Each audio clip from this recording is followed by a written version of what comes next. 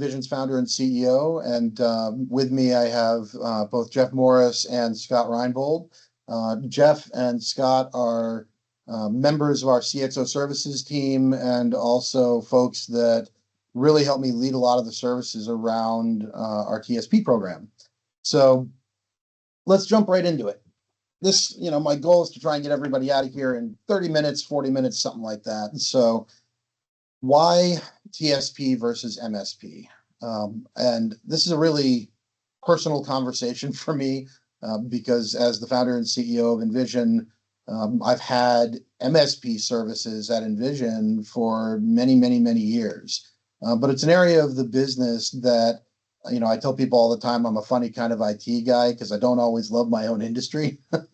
And, MSPs have always felt to me like they're very constraining, and the services never really felt to me like they add the kind of value that I want to see services add that Envision provides. And the big issues in my mind are really, at the top of my list, overuse of persistent agents. So, a lot of MSPs are very proud of all the software that they add to your environment. And I have sat in meetings and listened to other MSPs talk about, well, we're going to put an agent in that'll give us direct remote control over your users, and we'll be able to see your computers all the time and monitor them 24/7. And we have another agent that does patching and one that does backup, and we're going to have the whole environment under control. And it sounds on its face like a good argument, right? Like a good thing. But I think if we learned anything last year from the CrowdStrike event, it's that more software does not equate to more security, nor does it equate to more availability. I mean, the CrowdStrike event wasn't even a cybersecurity incident. The CrowdStrike event was just a manufacturer that had a piece of software that, had an issue during patching, but it cost the country billions of dollars that are unrecoverable. And, so to me, the less software that you can put in a system and in an environment, the better.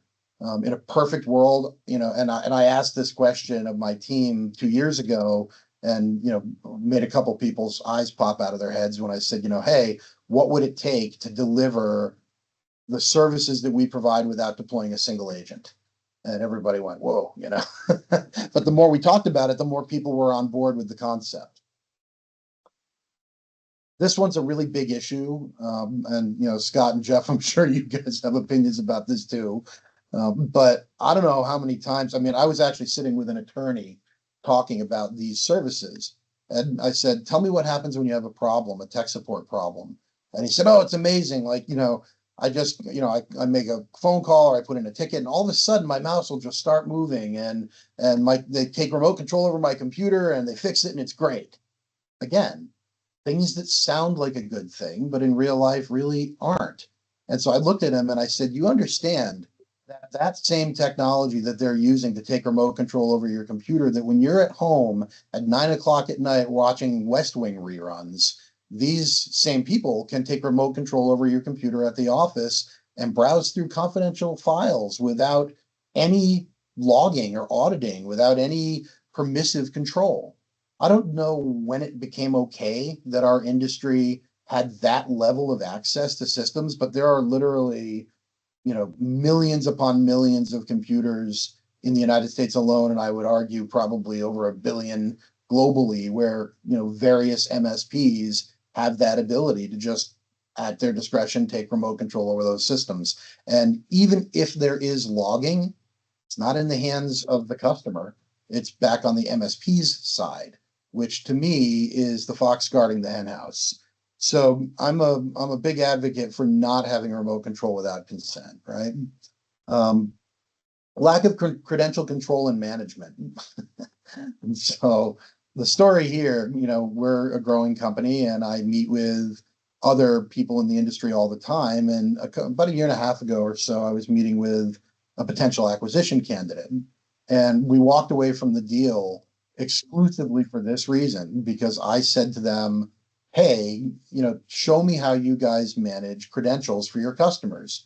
And they were very proud. Oh, we have, we manage, we use SharePoint to do it. We've got this great SharePoint list. And so I was like, okay. And they took me in and, the SharePoint site is only allowed, only the engineers can see the SharePoint site. And I looked at the SharePoint site and I said, can you show me the documents? It was a SharePoint list of credentials for customers, which on its face made me very, very nervous. And then I said, show me the document library. And there were exports of all of this stuff in Excel sheets. And I looked at the owner and I said, how many of your people have these Excel sheets on their laptops and on their phones and have emailed them to their personal Gmail accounts? There was essentially no control over the credentials being managed. On top of that, two of the largest industry applications for warehousing credentials don't support encryption. And, that makes me very, very nervous.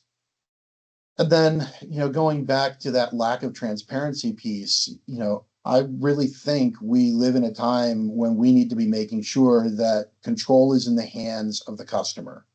I think that, just the nature of cybersecurity right now, it's dangerous to not have the logging being managed by the people that are providing the access. It strikes me as odd that if you're in financial services or healthcare, you're required under the law to do an annual data handling disclosure to tell your customers, here's what we store, here's how we store it, and here's what you do to request removal.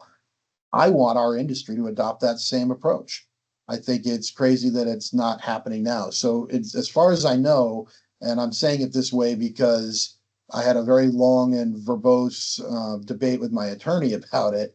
Envision this year, when we do our voluntary data handling disclosure, will be the first IT company choosing to do that as part of a managed success program. Everybody should be doing that. So now let's talk about the big one. Where in an MSP agreement is the thought leadership, the strategy, and the collaboration? And I'm gonna throw the ball to Jeff real quick, because Jeff joined Envision from a big manufacturing company. He was running the IT organization there, and he had a conventional MSP. And I know this was a thing for him. So, give us your thoughts real quick, Jeff. Yeah. So exactly what Todd said. I was, the leader of the IT department for a large manufacturer, and we signed up with an MSP, and all those words appeared, in all their marketing material and all the stuff that they said they did. The reality of it is that those conversations were very detailed. They were focused on backups. They were focused on some of the security stuff, the things that you have to do, but they really weren't strategic. They really weren't about leadership. They didn't talk about why IT was part of the organization. They didn't talk about what we're here to do and how do we help the organization move forward. And it's not just the lack of conversation about it that was the problem with it. It was really that's not what they were there to do, right? It didn't feel like they were there to help us actually grow the company and increase revenue and increase profits and make the company a better place. So seeing those words many, many times, they never really meant anything. Todd had asked me this question earlier about kind of why if having such a negative view of MSPs in general, why would I try to come work for one? And the answer to that's easy. It's really because Envision does do things differently. Todd does things differently, and I've always done things differently from the IT standpoint. And I think that's largely why I've been successful in my career and why we were able to grow the way we were in my past. I hope to bring those things also here to Envision, that we don't think traditionally. We don't think like the normal MSPs do. We don't try to cookie cutter you into a hole that you don't fit in, right? We try to work with your business. You're not the same as everybody else, all that stuff. Yeah, the cookie cutter thing. I love that language, because that is at the heart of the conversation. I think I mentioned this to you. I was in a conference that is for MSPs, and I had gone to the event to see what everybody else in the industry was doing, because I'm trying to determine, hey, am I crazy in all of this? 2 years ago when we started building out these service lines. And while we're at the event, I sat in a session on how to increase the value of your organization as an MSP. And the presenter's argument was, make every single customer look exactly the same from a technology point of view, because it's the only way to get economies of scale when delivering services. And my heart just sank. I was like, you're kidding me. The idea that I would want to homogenize my client base instead of leaning into the things that make my customers unique and helping them to use technology to elevate and accentuate those things made me crazy. So yeah, I feel like the thought leadership, the strategy, and the collaboration is the piece that is frequently missing. Scott, I know you've got opinions on that too. Oh, absolutely. It's embracing this new concept and starting these conversations with the clients and not even approaching it from a technical aspect. It's teach me about your business. Teach me about your culture. Teach me about who you are and what you believe in. And then I can then align those ideologies with strategic IT technologies. It it's it is such a refreshing experience, just hearing from executives on an introduction call of we're not just your partner, we're a part of your organization, positioning ourselves as, yes, I may be the virtual chief technology here at Envision, but I am also your chief technology officer. And just getting the feedback, we met with a CEO yesterday from a nonprofit in Rhode Island. And as soon as we used those words, her entire executive team, they lit up, their smiles across their faces a mile wide.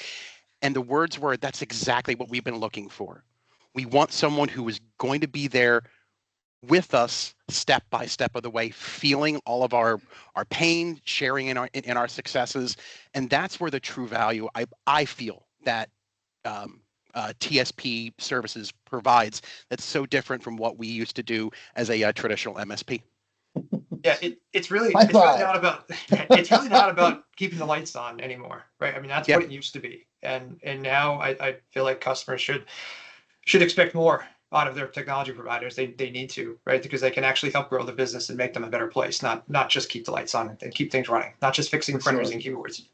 Yeah, and I think that's a great transition. Let's talk about some of the actual structural differences between an MSP and a TSP. And it's probably worth pointing out that TSP is not Envision language. That's industry language. You can Google TSPs and learn about others that exist. Frankly, it's a pretty rapidly growing community of companies that have said, hey, MSP is not enough. There's something better there. And right now, Envision is the only TSP in the Northeast that I'm aware of, and one of only a handful in the country. But they do exist both in the United States and elsewhere in the world. So some of the big differences are, first of all, fusion teams. When MSPs get engaged in an account, generally a person gets assigned to the account, and it's usually a technician. It's usually somebody that's, hands on keyboard, screwdriver in hand kind of individual. It's not that that person's not talented. It's just that they're tactical. It's not a strategic body.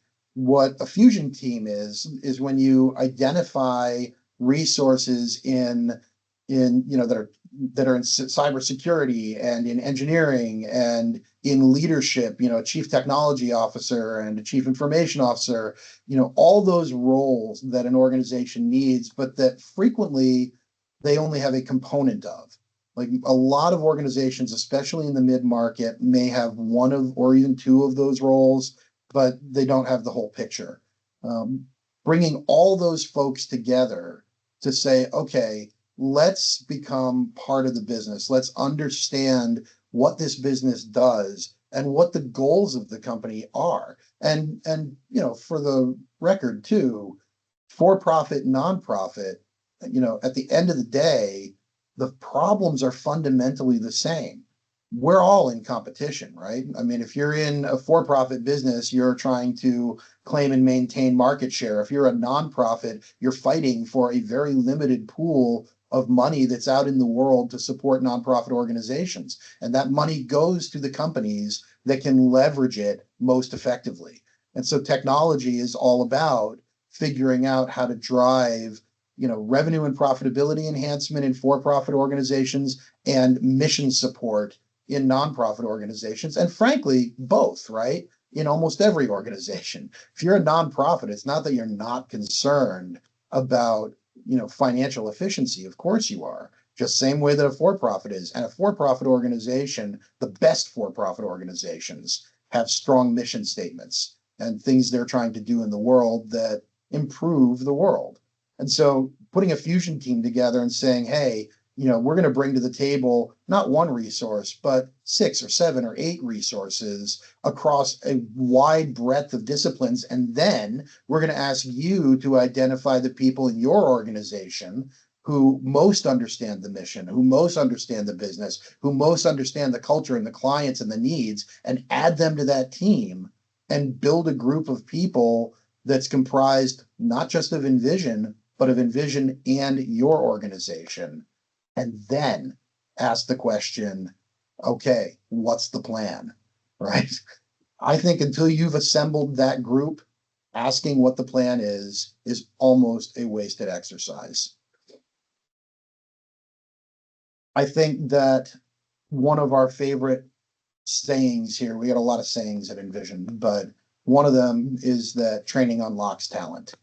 There is nobody in your organization that doesn't want it to be successful. And I don't know any company anywhere that hasn't had the experience of hiring someone who all of a sudden you turn around and it's like, hey, I built this, dashboard in Excel, and everyone's like, oh my gosh, how did you do that? That's amazing. And it changes a company. Don't you think if people knew how to use the product that they would have done that before?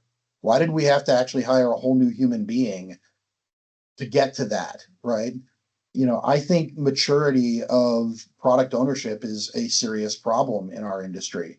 We buy products for customers and we watch customers buy products for themselves that they then use 10% of for, 8 years. I want maturity. If they're using 10%, I want to take them to 30. If they're at 30, I want to take them to 60, right? The more that we can train the users and bring up their skill set, the more we upskill them, the more effective they'll be for the business, right?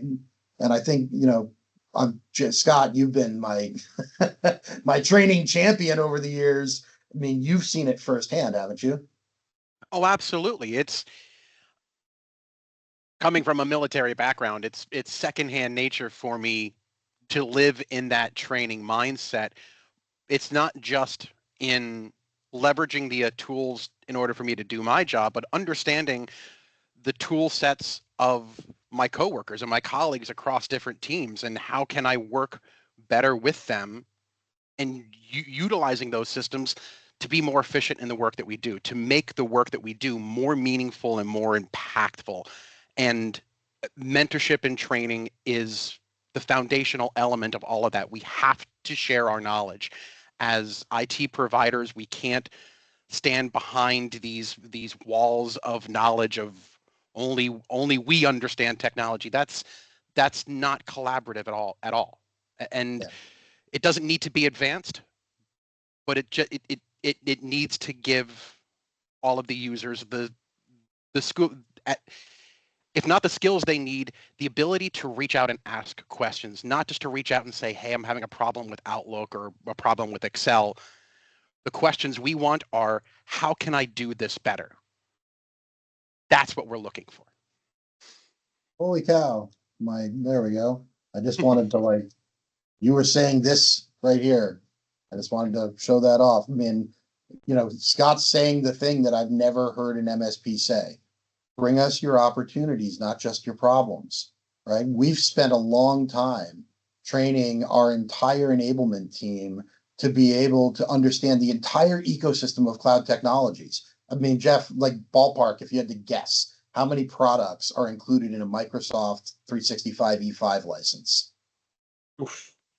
See the look 30, on his face? 40, a lot. 30, 40, right. Before you start talking about all of the supplemental free apps and add-ons that they have, at which point you're well over 100 solutions, right?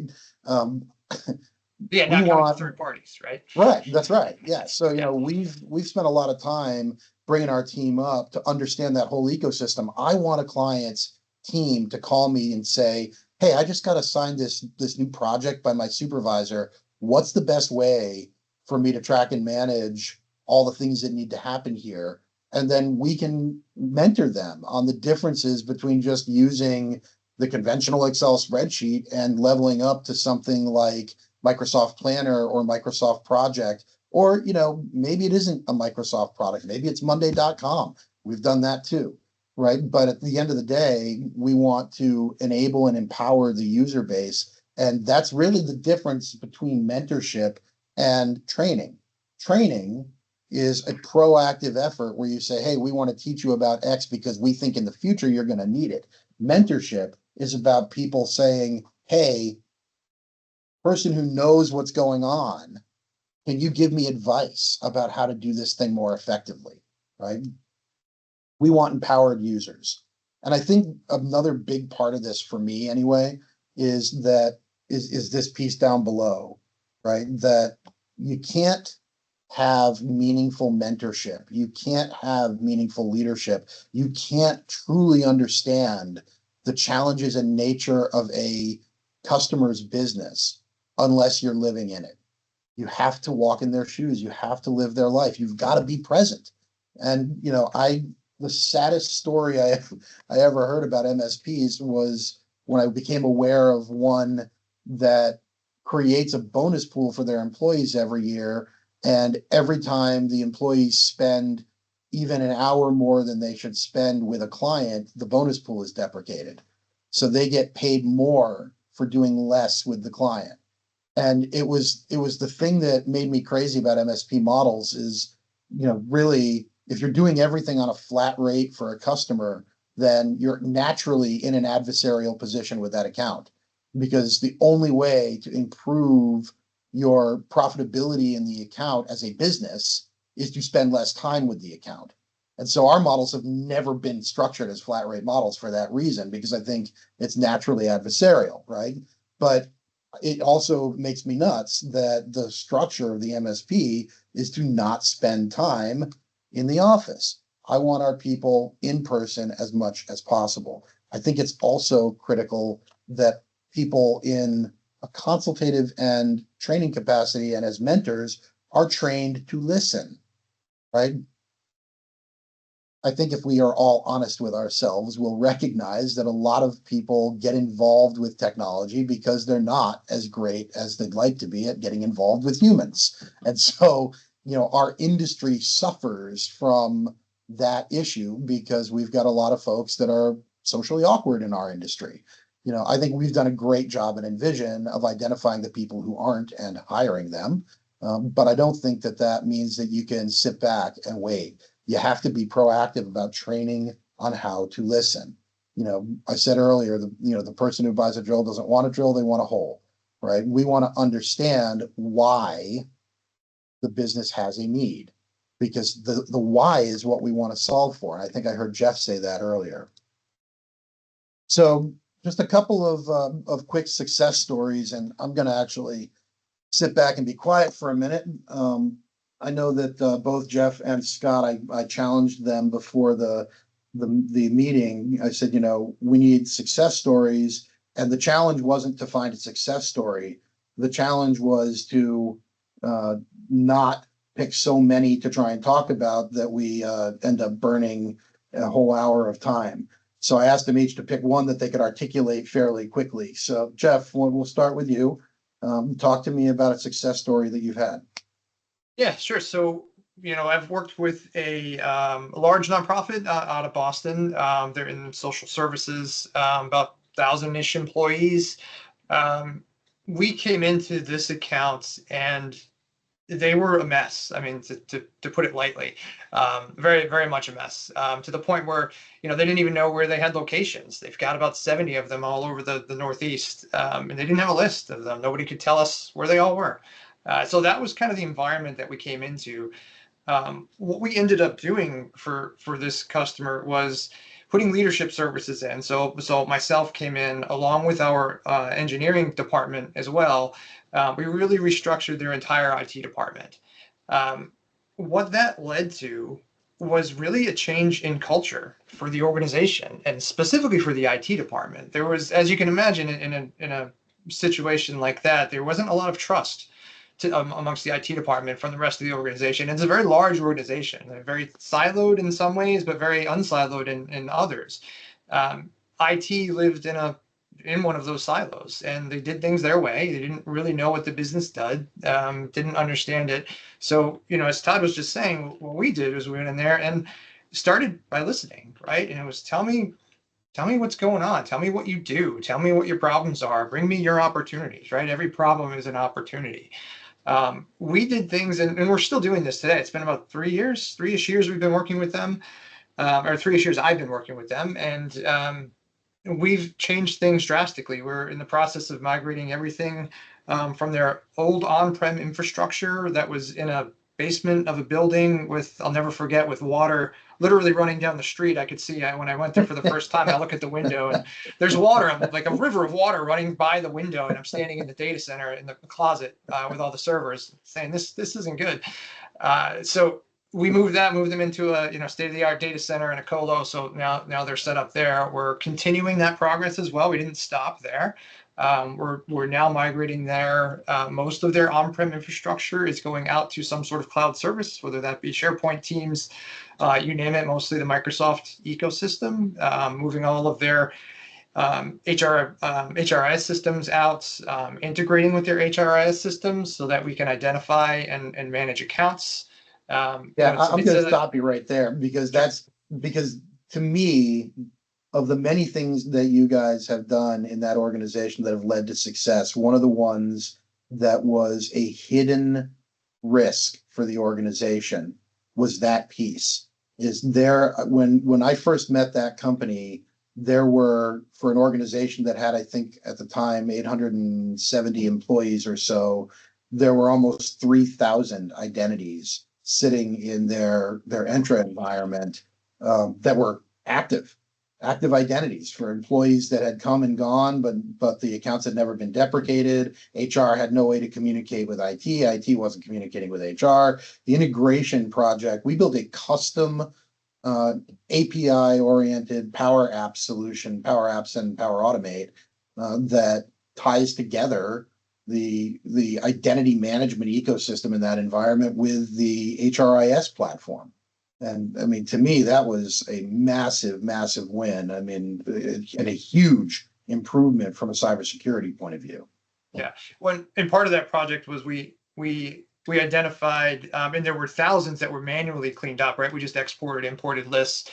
That's, my experience, that's only going to get you so far. Once we built the integration, we discovered another over 200 accounts that were non-employees that didn't work there anymore, right? They were just stale accounts that needed to be deleted. It also helped us separate out the real non-employee accounts, right? The contractors and the third parties, and there's volunteers and things like that, people that aren't in their HRIS. Now we can identify those people and we can have policies around how we manage those accounts.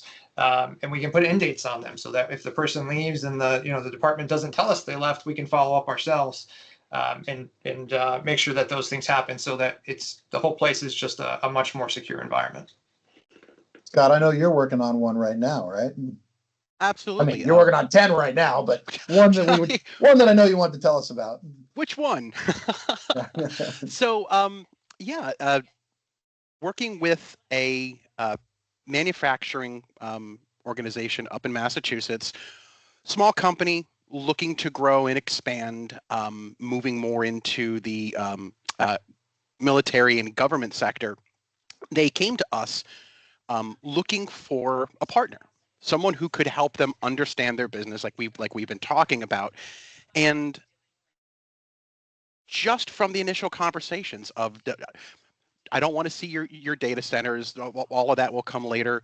Teach me about your business. And just from conversations that Todd and I had with them, what we were able to listen and learn from them were that they had some challenges around their quoting process.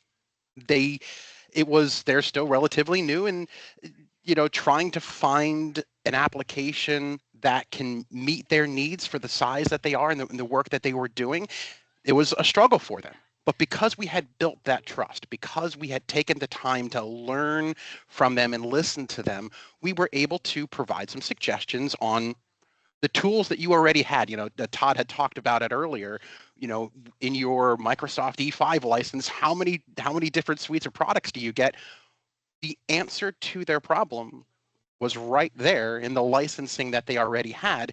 It was the mentorship and guidance that they needed to help them connect the dots. And then bringing in Jeff, who is one of our automation gurus at the organization. Between the three of us, we were able to develop a very simple, easy to use quoting system that they can now train their sales staff on quickly and easily, and package all of their information together into something, as the owner of the organization said, we can now put together big boy quotes. Well, what the cool part about that project was too, is I really like I always have liked the collaboration side of what we do, but everybody involved in that project asked the same question up front. Why are we building something custom? Why aren't we just using an already existing quoting package? And I think that when I heard that question from every single person at Envision that was involved, I thought to myself, this is great. Everyone's on the right path because, we're not out to reinvent the wheel. But there was actually a very unique use case for this customer, and there isn't really a product in the world that does quite what they need. And the thing that they need, it was one of those situations where solving for the bottom 80% wouldn't really move the business forward. It's that top 20% that was hurting them. And the solution that we put in place specifically solved for that. So, I think that was a good example of that, listening, collaboration, working as a team to create meaningful solutions for the account. What I do want to point out, you said something very interesting there. And what I think helps set the TSP program apart from traditional MSPs is that in my role, not only as a virtual chief technology officer for Envision, but their chief technology officer, in those conversations, I took my Envision hat off. I was, in those meetings, their chief technology officer, advocating for them, challenging my own company on the things that we were doing. Are we doing the right and the best thing for the business? Not for their business, for our business. It's great because your language has been spot on this entire time. I've caught you doing it 3 different times now, but we talk about one of the things that I don't like about MSPs is that they will oftentimes assign a virtual CTO to a company if the company pays specifically for that add-on, which most often they don't, and which is again how MSPs end up being tactical. We don't do that. We talk about having roles internally at Envision where I'm in a virtual CTO capacity. But when we talk to the customers, we're assigning you a CTO because there's nothing virtual about it. We're going to be on your team, in your office, and engaged with your business. And you've said it 3 different times, your role in Envision versus your role in the company as a CTO, I think is really salient.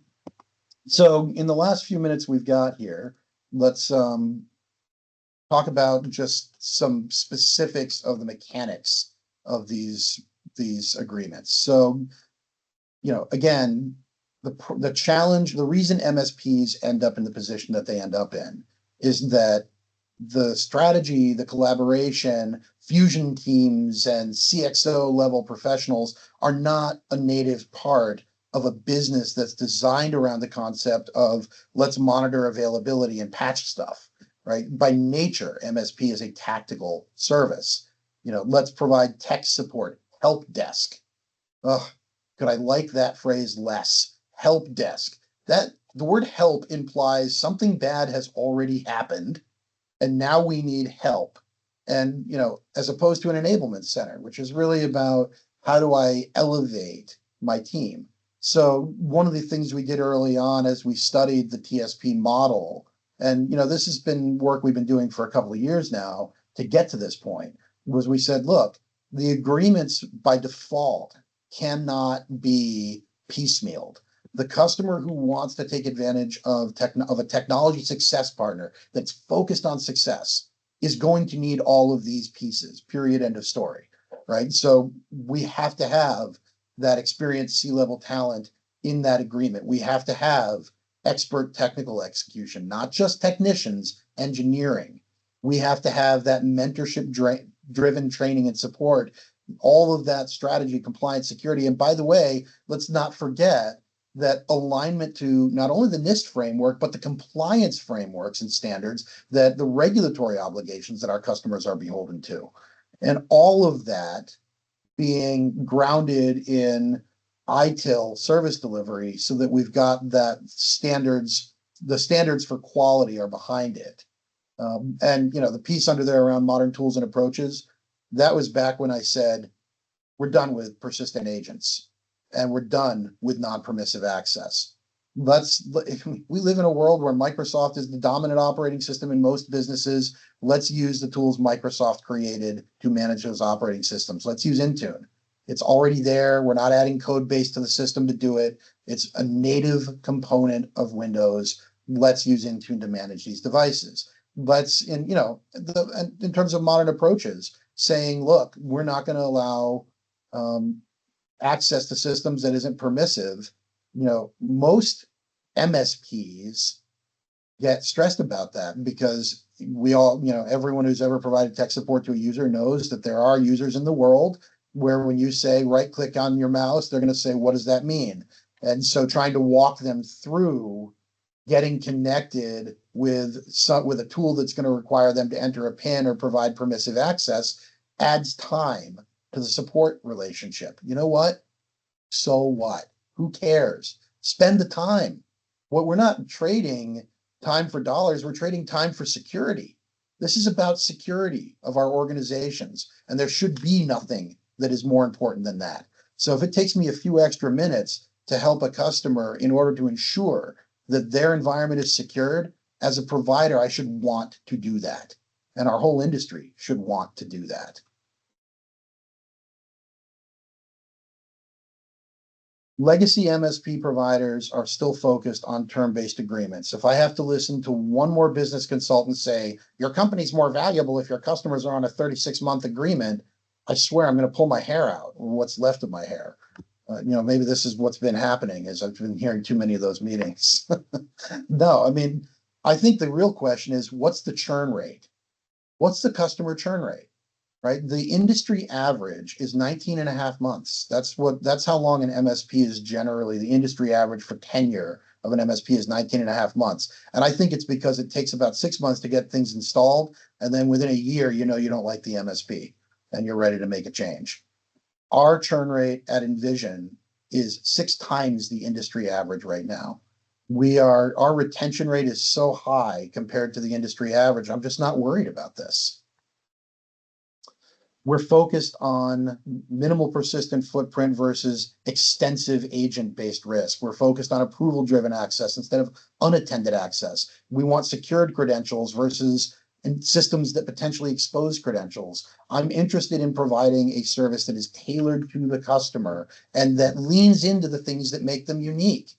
I don't care about the one-size-fits-nobody contract anymore. I really don't want a world where we're trying to make every client look like the one next to it. So just wrapping up here, we've got a couple upcoming events on July 16th, August 13th, and the 27th. We're doing events live at Microsoft around rollout and adoption of Copilot. We've got our event at Supercharged if you're interested in learning and then racing go-karts on the largest indoor track, I think globally, I think is what I heard. Don't quote me on that. Or going to East Greenwich Yacht Club, spending a nice day outside and getting to see OT cybersecurity demonstrations. Feel free to subscribe to those. Otherwise, thank you guys for taking the time today. And Scott and Jeff, thank you for taking time out of your day to tell your stories. Absolutely. Thank you. We'll see you guys. Thanks, everyone. Thank you.